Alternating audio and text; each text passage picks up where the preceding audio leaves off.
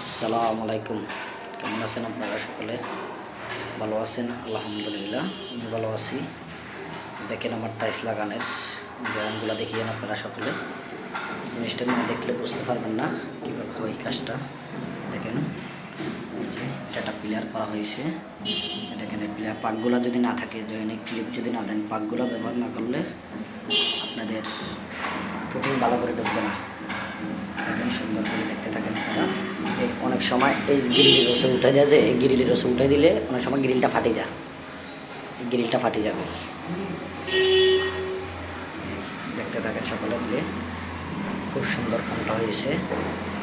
এটা মিলে দেখেন সকল দেখতে থাকেন।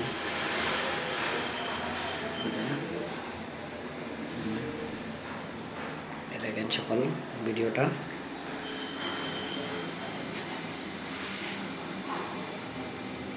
দেখতে পাচ্ছেন।